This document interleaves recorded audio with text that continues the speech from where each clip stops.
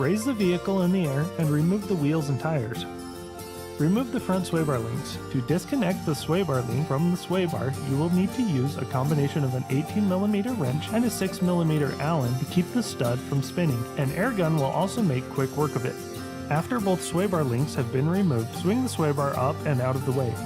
Loosen, but do not remove, the bolt connecting the front track bar to the frame.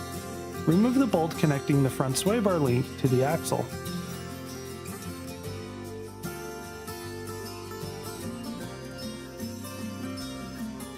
Remove the bolt on the axle end of the front track bar and move the track bar out of the way.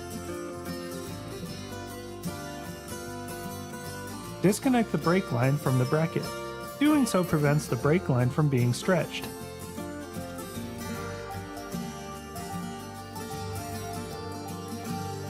Discard the bracket, it will not be reused. Remove the axle actuator plug by pushing in the locking tab. Remove any zip ties or plastic clips connecting the line to the upper control arm. Disconnect the breather hose on the axle. On the Rubicon, there is a locker actuator plug that you will also need to disconnect. Due to the lift kit height, TerraFlex highly recommends the caster angle be corrected. We offer several different options for caster correction. Videos for these options can be found on the TerraFlex website or YouTube channel. Loosen, but do not remove the control arm bolts. The front upper control arms have a heat shield on the frame end. Move the heat shield out of the way or remove it if you want to. Support the axle and remove the bolt on the axle end of the front shock. Raise the vehicle or lower the axle until the springs are loose. Be aware of the brake lines, ABS lines, and any other wires. As much as possible, avoid stretching these. Remove the spring. If you have the Falcon bump stops, install them at this point. These bump stops are included as part of the ST4 and CT4 lift kit systems. They are not included with the base lift kit, but are available for individual purchase. Install the new TerraFlex coil spring, set the front bump stop strike pad into place inside the coil spring, and then set the lower end into place. Be sure the bottom of the spring matches up with the spring index. If you need to add or remove the strike pad shims, you can do so through the gaps in the springs. Using the provided tool, tighten the bolt and nut for the bump stop.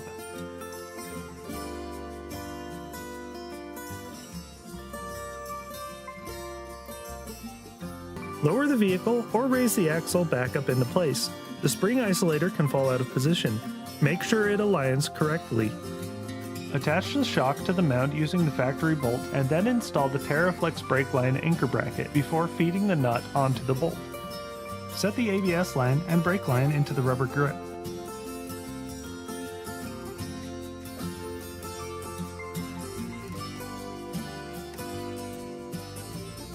Attach the zip ties to hold it in place.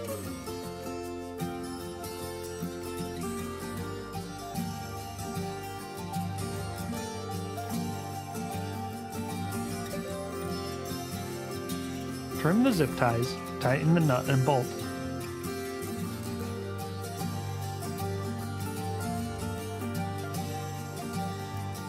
Reconnect the breather hose, axle actuator plug, and any plastic retainers you removed.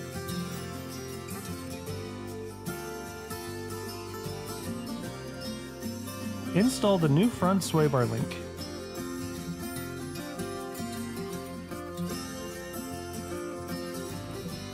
Temporarily set the TerraFlex JL front track bar bracket into position. Mark the center of the holes in both the front and the rear of the bracket.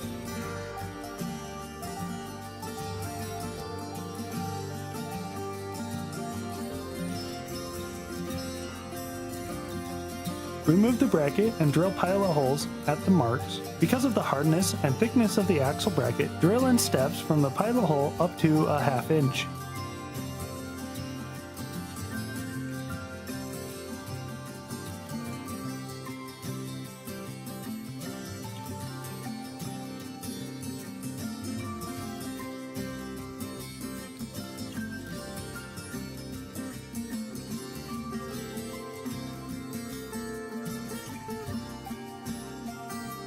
Once the holes are drilled, replace the TerraFlex JL front track bar bracket. Install the bolt in the rear of the bracket using one of the short bolts and the provided flag nut.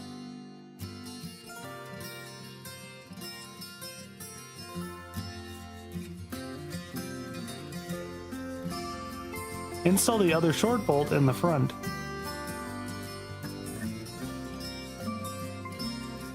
Reinstall the sway bar link bolt.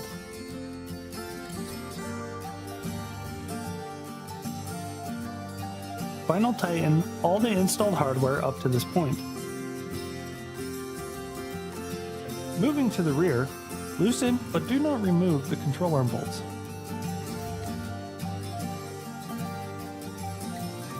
Remove the emergency brake cable bracket located on the vehicle body directly above the rearmost driveline joint. This bracket will not be reinstalled. Pull down on the emergency brake cable and clamp a pair of locking pliers onto the e-brake eyelet. Disconnect the e-brake line from the eyelet, leave the locking pliers in place until the e-brake line is reattached. Disconnect the e-brake line from the axle. The connector has 3 tabs that don't press in easily, so use pliers here. Detach the e-brake lines on both sides before proceeding. On vehicles with pre-installed lockers, the locker actuator wiring is connected to the e-brake lines. Detach the brackets, and you can remove them from the wiring. You will not reattach these. Feed the cables up over the cross member and fuel lines. These cables will now travel underneath the cross member and fuel lines.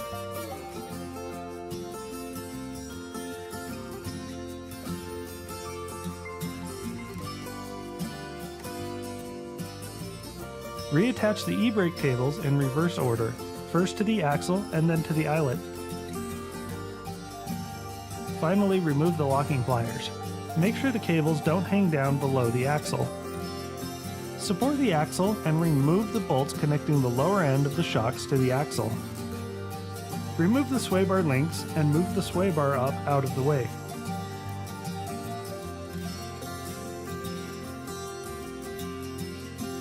Detach the brake line bracket from the axle. Lower the axle and remove the spring and spring isolator. Install the Terraflex rear springs with the factory spring isolator. Make sure the end of the spring matches up with the spring index on the spring isolator. Be sure the rear springs are installed on the correct side. If there is any doubt about which spring should go driver or passenger, then consult the part number written on the spring. To prevent any contact with the frame during articulation, the sway bar link is installed upside down with the swivel stud on the axle end. To connect the sway bar to the link, the provided button head bolts are installed from the inside pointing out. Installing the sway bar link this way ensures the frame cannot make contact with the sway bar link hardware. Reconnect the shocks. Reconnect the brake line brackets. Install the rear bump stop strike pads by placing the mounting plate onto the axle bracket. 2 holes on the mounting plate line up with holes on the axle bracket. Use these to attach the mounting plate using the provided hardware.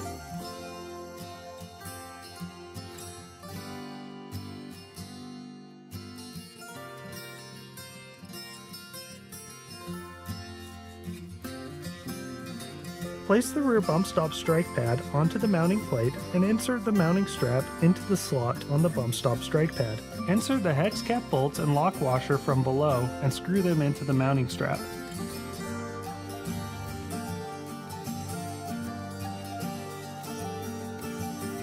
Replace the wheels and tires, and once the vehicle is back on the ground, torque all the control arm bolts to factory specifications. Install the front track bar onto the new track bar bracket using the provided hardware. Final tighten the track bar hardware on both the axle end and the frame end.